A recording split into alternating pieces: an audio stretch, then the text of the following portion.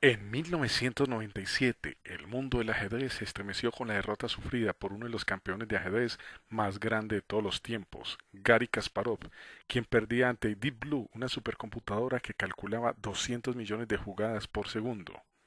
Hoy, el mundo del ajedrez se ha estremecido nuevamente por la reciente noticia sobre AlphaZero, un programa de inteligencia artificial que ha aplastado al reinante campeón del mundo de los módulos de ajedrez. Pero esta segunda sacudida tendrá más eco que la primera, ya que esta vez el programa al cual hacemos alusión es un programa de inteligencia artificial que aprendió a jugar solo, sin intervención humana. Pero comencemos desde el principio. Estos programas comienzan a hacerse noticia hace algunos años con el famoso juego del Go.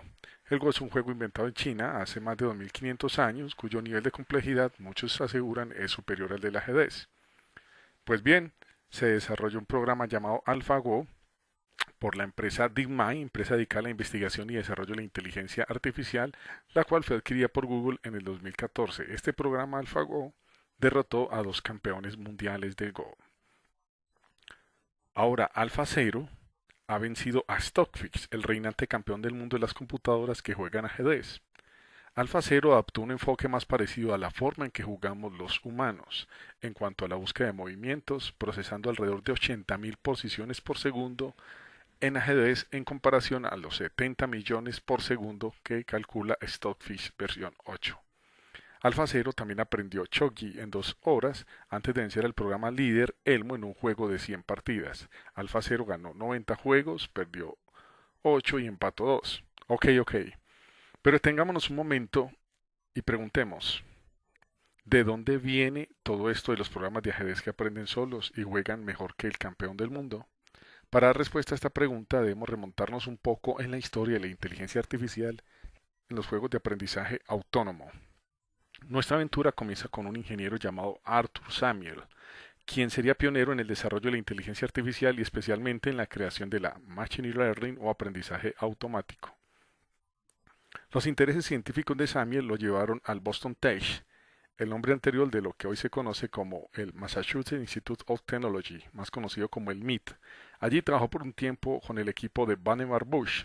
Vannevar Bush es un científico de renombre famoso por haber trabajado en el proyecto Manhattan que dio origen a la bomba atómica.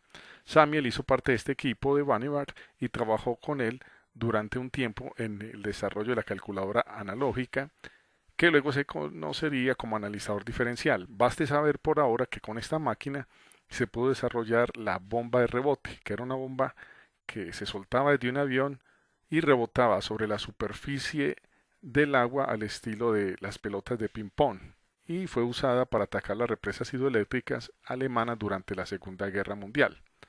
Pero volvamos a Samuel, quien en 1928 se unió a los laboratorios Bell, en donde ayudó a desarrollar bulbos de larga vida para los repetidores de telefonía de los barcos transatlánticos.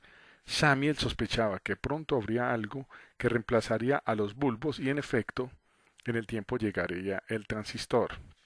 Cuando rondaba los 45 años de edad, Samuel decidió que debía reinventarse a sí mismo y volvió a la academia en la Universidad de Illinois.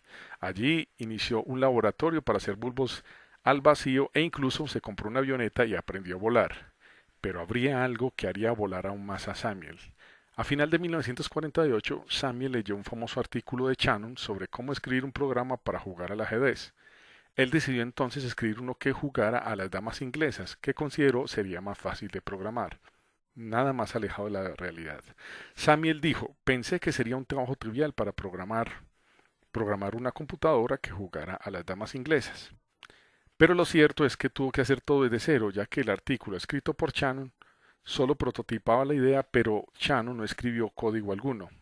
Para fortuna de las generaciones que vendrían luego, entre ellas nosotros, Samuel se obsesionó con la idea y después de varios años de trabajo y ardua investigación pudo desarrollar el juego que tanto anhelaba. En 1959 publica su primer artículo sobre el aprendizaje de las computadoras, bajo el título de Some Studies of Machine Learning Using the Game of Checkers, en donde presentó su programa usando la poda alfabeta, la cual utilizan aún hoy varios programas para jugar ajedrez.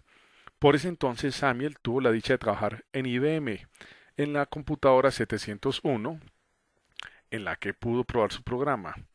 Y de hecho Samuel ayudó a desarrollar dicha computadora.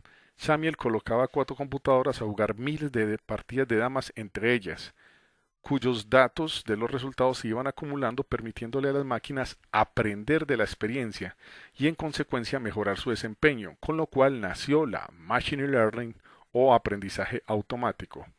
Samiel estaba tan orgulloso de la evolución de la inteligencia de su juego que retó al campeón estatal de Connecticut, quien en ese entonces era el cuarto jugador más fuerte de todos los Estados Unidos. Sobra decir que el programa de Samiel, por supuesto, venció fácilmente al humano. Posteriormente vendrían otros programas de inteligencia artificial a intentarlo en el ajedrez, como Neurochess de Sebastian Tubb, More de Robert Arlen y Sal de Michael Greggy, entre otros. A propósito, Neurochess es un programa de ajedrez que aprende una combinación de autoaprendizaje y observación del juego experto. Su algoritmo de búsqueda está tomado de GNU-Chess, pero su evaluador es una red neuronal.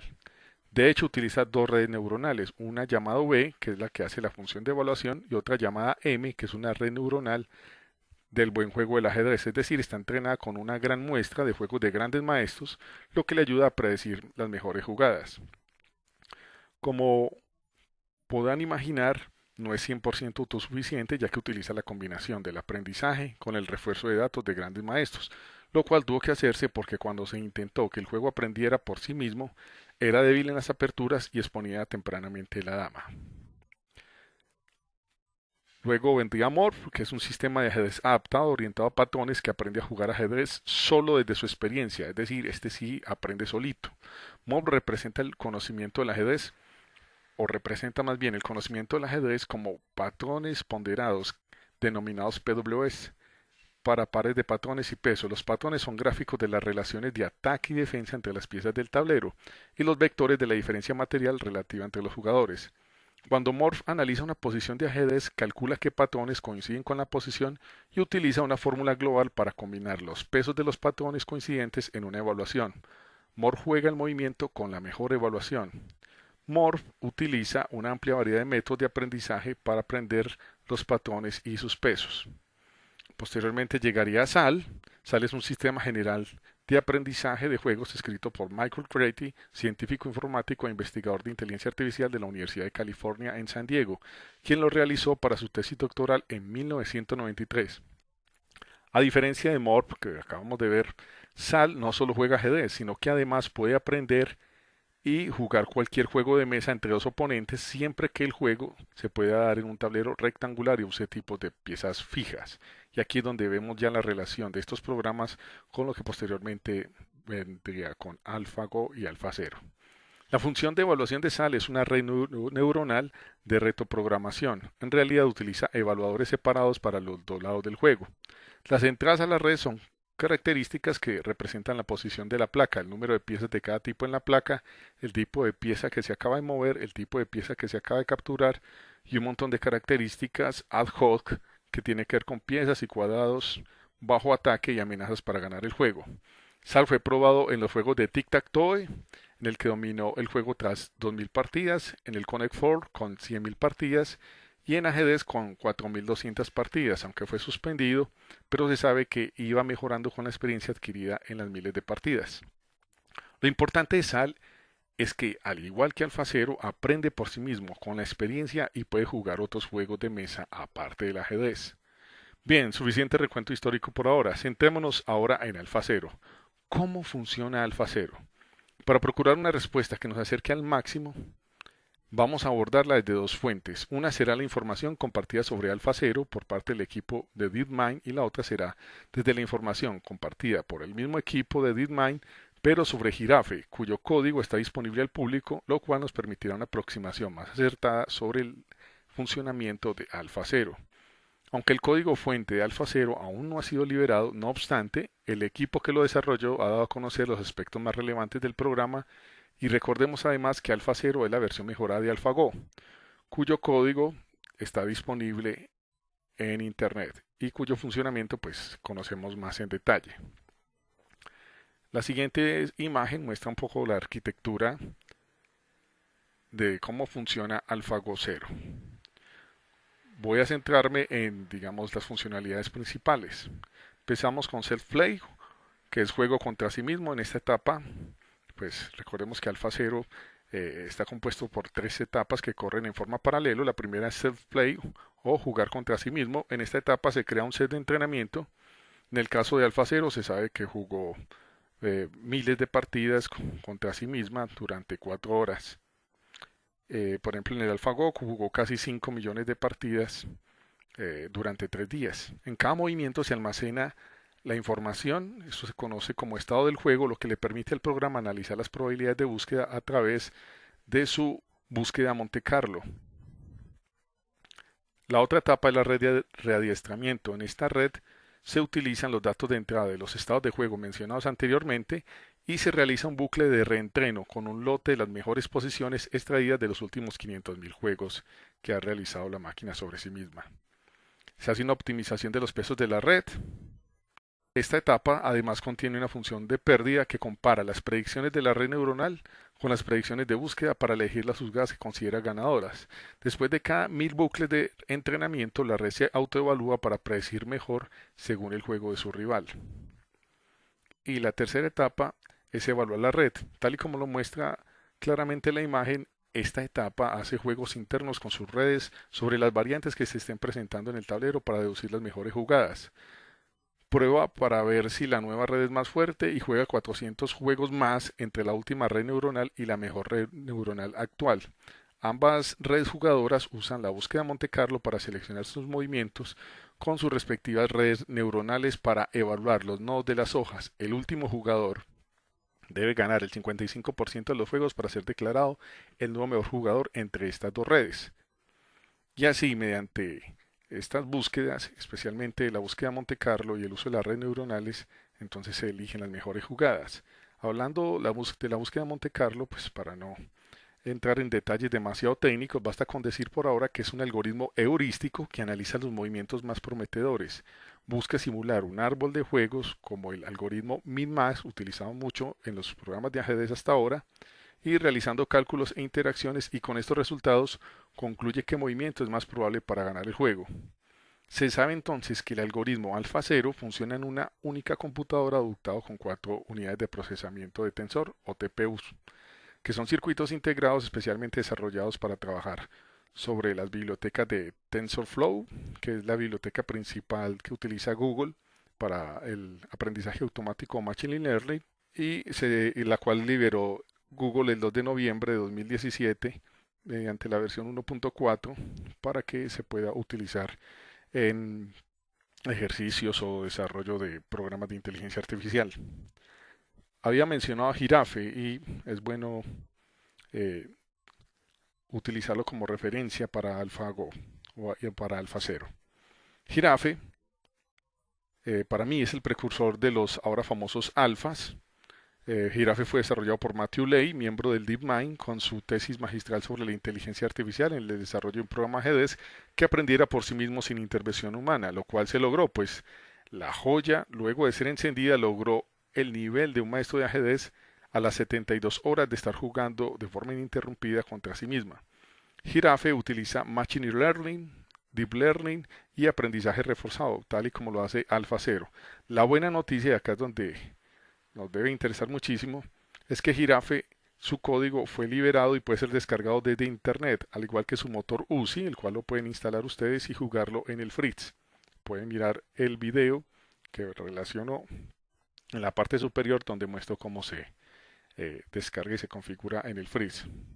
Personalmente he tenido la sensación cuando juego contra este módulo que estoy jugando contra una persona y no contra una máquina, debido a que su comportamiento es un poco más parecido a la forma como jugamos los humanos, es decir, mediante el reconocimiento de patrones, y realmente así es que él trabaja, no mediante fuerza bruta. En los comentarios, la descripción del video, dejaré los enlaces para que descarguen. Tanto algunos de los módulos que he mencionado, como el SAL, el Girafe, el código fuente y el motor UCI. El genio detrás del genio de AlphaZero.